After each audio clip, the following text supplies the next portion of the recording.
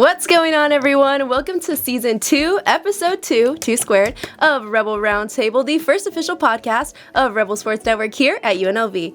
I'm your host, Miley Palacios, here with my co-host, Thomas Gabo. Yeah, we got a lot of UNLV athletic stuff going on, along with like a little brief stuff that happened over the weekend, but nonetheless, excited to be a part of this and, to get it back and going again. Yep. So do you want to start us off with NBA All-Star Weekend? There's not much to talk about. I mean, it was rough. Like the dunk contest is like supposed to be the most exciting thing about All-Star Weekend, and you have dudes almost getting hurt, and then Jackson Hayes of the Lakers is doing a basic rim grazer dunk when he's like 7 feet tall. Overall, it's just not exciting. I believe the dude Keyshawn Johnson won the slam dunk contest, so yeah, nobody even heard of him. Yeah, I was gonna say nothing notable there. Yeah, I don't even know what the All-Star game format was, and I love the NBA, but it's just, I don't know, it's just not the same. Is it falling off? Yeah, it's falling off heavily, very heavily. That's pretty much it. Yeah, and then MLB started up last week, well, at least kind of practices and stuff, and then there's some games this weekend, correct? Yeah, like the Yankees play the Orioles, the Mariners play the Padres. I feel like the Mariners have the best rotation in baseball behind the Los Angeles Dodgers, of course. But yeah, it should be an exciting MLB season, and might head down to some games. I think they're doing games in Arizona. And, I want to go. Yeah. So imagine we take an episode on the road. Stay tuned. Well, nothing really happened nationally, so we're going to move into our UNLV athletics, and there was quite a lot. Starting off with our UNLV golf, they competed at the John A. Burns Intercollegiate in Hawaii from February 12th to the 14th, and they ended up tying for second, which was great. And as we were talking to Ricky, before we started filming, he said that this was, I want to say, back-to-back tournaments where they placed top 3 going against schools who were top 20. Wow. So, yeah. That's good. So our golf team's doing really great, and Trevor Lewis will be coming on later in the season to kind of give us the spring rundown because, as we saw, fall. So, got to get both. And moving on to our Hustlin' Rebels. They had their season opener tournament against Austin Peay this weekend, and I was working it. I was doing pictures and packages. But they started off game 1 on February 13th, Friday. Game 1, they won 7-3, and the game started off with Johnny Rodriguez had an RBI ground out for the first run of the game. Excuse me. And then Jack Salmon also scored on Reggie Bussey's sac bunt. Cooper Sheffield singled and scored on Salmon's triple in the third, so Jack Salmon was also kind of on fire. And then Marcos Rosales had a double that allowed for Gunnar Myro and Reggie to score. Zion Taylor was the first one to score for the Governors, and he scored 2. So kind of broke the score to 6-2 at that point. And then Aiden Garcia scored the final run for the Rebels on a balk. And the on a balk, yeah. The Governors were not happy about that. Actually, there was multiple times where the coach had to be told to calm down. Like the umpires were like, "All right, warning. All right, official warning. Official warning." I think someone did get ejected, not the first game. It must have been on one of the games during the doubleheader, but I didn't know someone got ejected because I was more so filming the Rebels, and then people started yelling, and I was like, what happened? But according to my boyfriend, someone got ejected. But I don't know how trustful that source is because he was just there, you know? And then after that final run for the Governors, Jace Evangelista shut the door on the game, and we ended up winning 7-3. Then game 2, they also won 9-8, and I believe it shouldn't have been that close, but they won, so it's okay. In the second inning, Austin Peay scored 3 with a sac fly, RBI bunt, single, and then another sac bunt. Johnny Rodriguez again grounded out, allowing Aiden Garcia to score, and he doubled in the 6th, and then Drew Berrigan also bombed a 2-run homer, the first of the season, for a score of 4-3. Then Jack Salmon came up and scored on Aiden's RBI single, and then Nin Burns II also had a 2-run homer. So that was a very exciting game. And then they just added 2 more runs in the 8th, just a little Just two more runs. Just 2 more runs in the 8th. Yeah, but then Austin Peay scored 5 runs in the 9th. Holy moly. Yeah, and The bottom of the 9th? Top of the 9th. Top of the 9th. So it was, I don't remember who was pitching, but it was a tough start for sure for that pitcher because multiple runs were scored on hit batters, walks, and then wild pitches. It's the first series of the season. Yeah, they're just getting back. A little nervous. Yeah, getting back into it. But Cody Albright, he was credited with the win because he pitched 4 relief innings and then 3 strikeouts and 2 hits, but no earned runs. So it happened before the 9th, I'm assuming.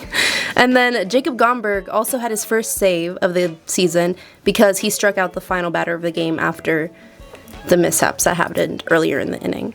Moving on to Game 3, this was their first loss of the season where they lost 5-3. Reese Lewick was pitching for the Rebels, and after multiple walks and a throwing error, In the first inning. First right? inning, yeah.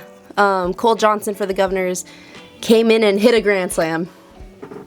No, yeah, he just hit a grand slam. Yeah, so that put the Governors at an early lead of 4-0. But they came back later. They didn't win, but they came back. They didn't make it, so 5-0. But yeah, the Governors ended up with another run on a pass ball. And then the Rebels returned the favor because Jaden Hurdle also scored the first run for the Rebels on a pass ball. And then Salmon scored on a double play, and Marcos Rosales with his first solo home run of the season in the 7th inning, and that was the 3rd and final run. Moving on to Game 4, I really thought that the game was going to be like just an easy win for the Governors because they came in hot early in the game. They scored a run off an RBI fielder's choice by Andres Matias, and Cole Johnson had another RBI triple to add another run for the Governors in the top of the 3rd, and then the Rebels immediately responded with 3 runs in the bottom of the 3rd after an RBI single by Marcos Rosales and 2-run RBI by Drew Berrigan. And then the Governors went on a 4-run streak in the 4th and 5th innings, and in the 6th inning, they scored...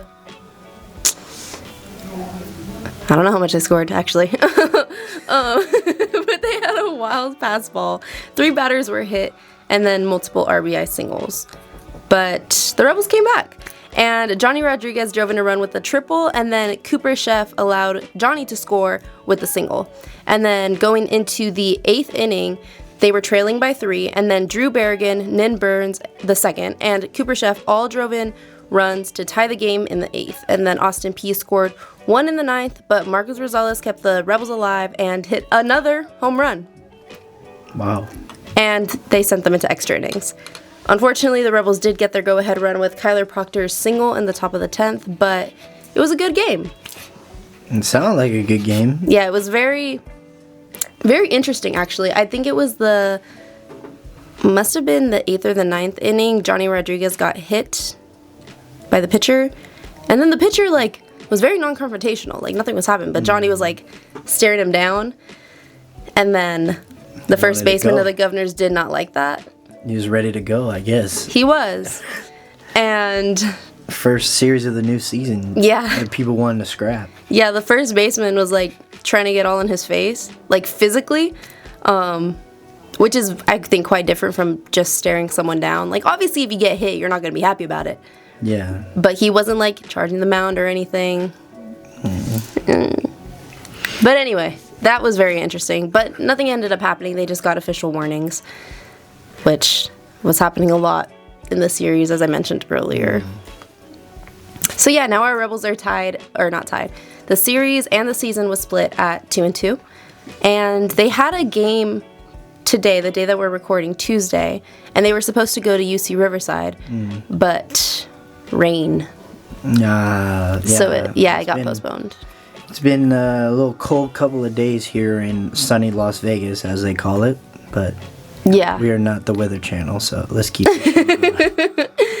But now that this game is postponed, their next game and series will start on Friday at 6:05, and they'll be taking on the Bradley University Braves.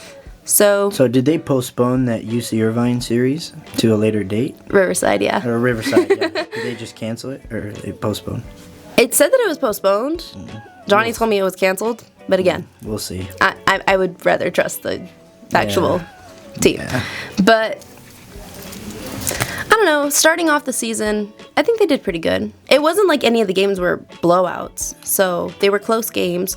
Marcus Rosales had a good series. Johnny had a good series. Drew had a good series. And then Burns II had a good series. So I'm excited to see what the rest of the season is going to look like for them. That would And have been a real good series to watch. UC Riverside is a top tier baseball school, and if they could compete with them, I mean that would be but I think really good for them. I think it's only one Just game. like an exhibition game. Yeah, it was supposed to be just one game today, but now that it's postponed, I don't know if there's an official date for the game, but yeah, they got some time before conference play too, so I think that our team's going to do really good this year. I know that we have a lot of pitchers, so the rotation's going to be really good too. I'm excited for them. You should come take some games. Yeah, I will. You should come take some pictures with us. I will, yeah. But moving on to our run-in Rebels, they also had a very exciting week last week, starting off on, what was it, Tuesday? Tuesday. February 10th, they played against the San Jose State Spartans, yes, and they won 82-75. Dre and Kamani had a combined 47 points. But if you think that's impressive, wait till the next game. Because I think it was Kamani's best game since December or something, that he had over 20 points. And he didn't foul out. No. Well, no. Pastner says it himself that Kamani gets himself into foul trouble, and that they were working on that, and it's clearly paying off because he didn't foul out. So, but Dre had 24 points, 5 assists, and 3 steals, meaning that he has had 20-plus points in 4 straight games and 6 of the last 7. And then Kamani had his first double-double of the season with 23 points and 10 rebounds. And then Tyron Jones. I'll just do a wink-wink for that. We'll see. Just a little. We'll see. Anyway, Tyron had 13 points with 3 blocks, and this was his first game back from his... No, was it the first game back from his injury? Yeah, right? I believe so. Yeah. Yeah. And then this was UNLV's 6th straight win over San Jose State. Boom. I mean, yeah, they're not that good this year. It doesn't matter. A win is a win. Yeah. Yeah, that's true. But, yeah. Hey, for the record that they have right now, they were like, they were 6-6, and then they're 7-6 after this game, so they got their winning percentage over 500. So, and they're 6th in the Mountain West, I think, now.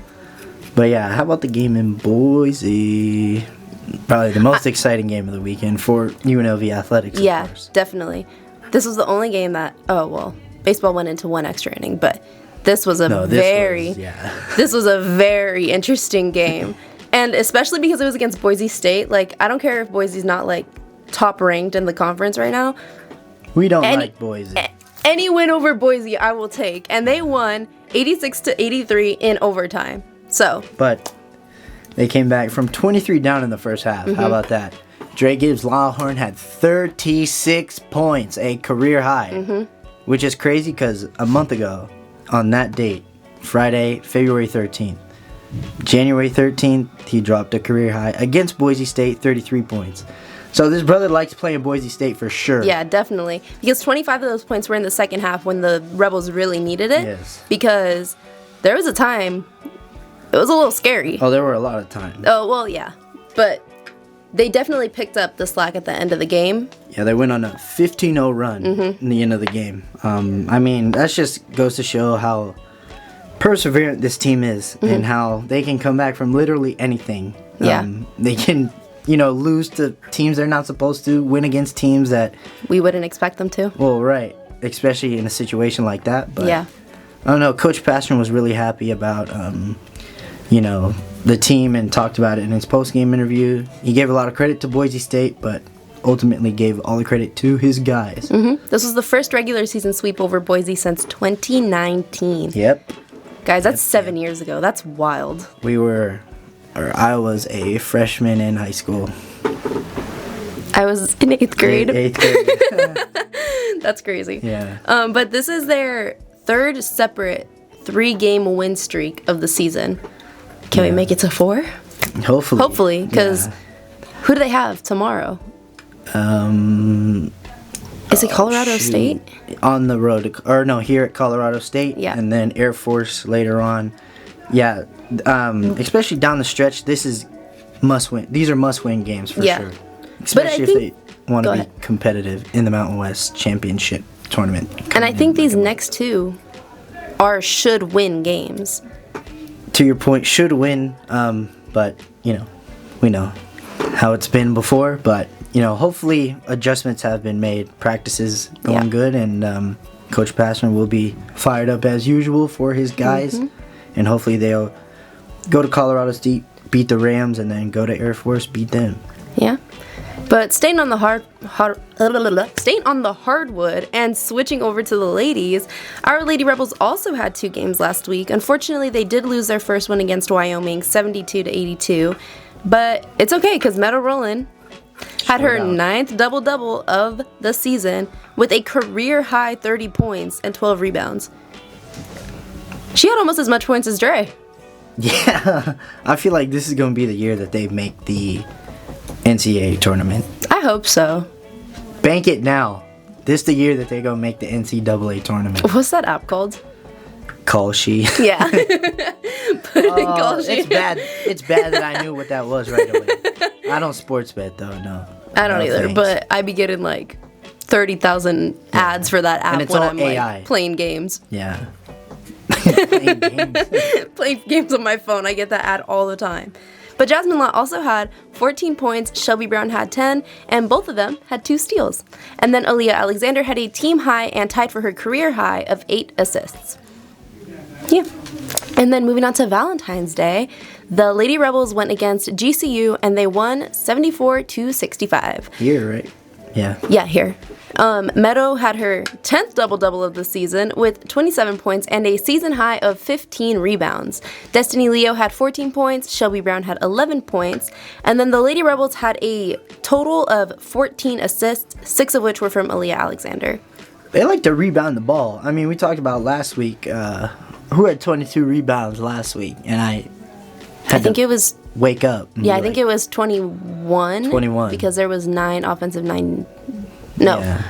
12 defensive, 9 offensive, I believe. Yeah. But yeah, they love to rebound the ball. Yeah, they that's do. Crazy, and they're going to need it, because in a month, it'll be the tournament. Yeah. I believe they're second right now in the Mountain West, only behind San Diego State University. Which... doesn't really come to a surprise. SDSU has been... They're good in basketball every single year. Yeah. Year in, year out. Men's, women's. It's where Kawhi Leonard went to school. Yeah. But it's okay. Our girls got it. Our girls got that. Well, the guys got it too, because if they get in the tournament, they're going to have to play one of them for the championship, semifinal, whatever, to win. So, yeah. We will see. Our guys have also been doing really strong. Both of them have been doing really strong. So hopefully they do have that. But moving on to tennis. We learned a little bit about tennis, but... Shout out my dad. Shout out his dad, but not enough. So all we're going to say is they won against Idaho State 7-0 and then lost against UCLA 0-7. Period. Yeah, I mean, they went 1-1. And then moving on to women's track. They had their Dawn Kirby Elite Invitational February 13th and 14th, and a lot of our girls had personal bests, some of them placed. So Kaylee Middleton had a personal best in long jump for 16 feet and 3.75 inches. Nice. What do you have to say about that? Because I know you know Kaylee. Yeah, I mean, shout out Coronado, my alma mater, representing the state, and staying local. Just proud of her and how far she's come to represent UNLV. And I believe she's only a sophomore. I'm not sure. Sophomore or freshman? Yeah, for sure. Younger than you. Yeah. I'm not 50. Bro's unk. No. No, but you said that you were like older when you were like competing with her, so. Yeah, I mean, we I don't know, we did long jump together, and yeah, she was good then. She's good now, obviously. So, and she's doing other events too, which is cool. Moving on to Jada Bushay. She had a personal best in the 200 meter, and she went 24.40. Pretty good. Yeah, I'm always impressed with track just because I can't run anymore. Like, I feel like everything sounds so impressive to me because I'm like, wow, like, I wish I could run like that, you know? You don't relate? No. I'm sure someone watching is going to relate. It's okay, guys. I can't run either. Anyway, moving on to Amaya Mitchell-Howard. She placed 5th. In what event? Doesn't say. Let me find that. My goodness. I believe it was also... Oh, it was weight throw.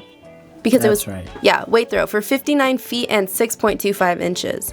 And then on the other side of weight throw, we had Lauren Williams, who had a personal best for that event, and she went 46 feet and 5.5 inches. Boom. Launching the... if it's the discus or the... I'm not sure. Well, I'm gonna get in trouble again for saying I'm not sure. Yeah. Get in trouble. Anyway, Caitlin Webb had a personal best in the 400 meter, and she went 55.83. And then Malika Meshach also had a personal best in the 400, going 57.48. Taryn Bailey placed 7th for the 600 meter with 1 minute 33 seconds, .11, and then went 8th in the 800 meter, going 2 minutes and 13 seconds. And then Reagan Reed had a personal best for the mile with 5 minutes and 26 seconds. And then Jada Bushay, Malika Meshach, Caitlin Webb, and Allie Winston placed 7th in the 4x400, going 3 minutes, 42 seconds, .23. JC Wright had a personal best for 60-meter hurdles and went 8 seconds, .39. And then also in track, we had a national record breaker in the indoor shot put with I'm so sorry, I'm gonna butcher this name. Krishna Jaya Sankar. That wasn't bad. It's alright. National record. That is such a big deal. Congratulations to her. Oh, wait. Not just that. She broke the national record for the 3rd time.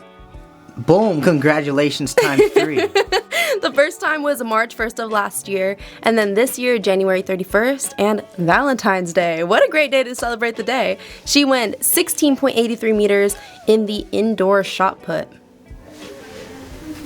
Representing. Speechless. I mean, she's already used to this stuff, so. Yeah. I mean, she said, let me break it once. Oh, wait, I already broke it once. Let me break it again. Let me break it again. Like, hello? Yeah. Congrats. Looks like our women's track is also going to be having a very good season. I'm really looking forward to seeing how they do. And then moving on to softball, they had a tough weekend, but on February 13th, they lost against UC Davis 1-5, and then lost to them again on the 15th, 8-10. But that game was closer, so it's okay. And then they lost to Seattle University 3-7 on Valentine's Day. And I don't know how to say this school. Quinnipiac? Doesn't matter, they won. They won. Whoever they were playing against, they won 10-1. And Bree Williams had such an amazing game. I think in any level of softball, baseball, whatever, she had a grand slam in the first inning. So already, hitting a grand slam in itself is such an achievement. But then she said, let me hit another 2-run homer. Let's do it again. And then, later in the game, just to get the final runs for the Lady Rebels, they had the bases loaded, Bree Williams up to bat, and hit a bases clearing double. She counted for 9 runs? Yeah, 9 of the 10. Wild. Wow. Yeah. But moving on to swim, they also competed February 13th and 14th at the UNLV First Chance Invitational. So, very busy week for our UNLV athletics. And it's looking like it's going to be another very busy week. Well, It will be. it will be. I mean, I'm looking at the list right now. Yeah. UNLV baseball, as we said, already got postponed. So Swim, I believe they're in Houston, Texas for Yep. the Mountain West Championships all week. Hope they do their best and come home with gold, silver, or whatever. But yeah, yeah, swim and then Lady running Rebels. rebels, Oh. running rebels, running rebels, lady rebels. same day, right? Yeah, Yeah, I think Lady Rebels they are play UNR. at. Up in UNR, up in Oh, Nevada right now. wait. So do they play 2 games this week? I believe Because it so. says today, not today, Wednesday, the day that this is coming out, that they play at SDSU.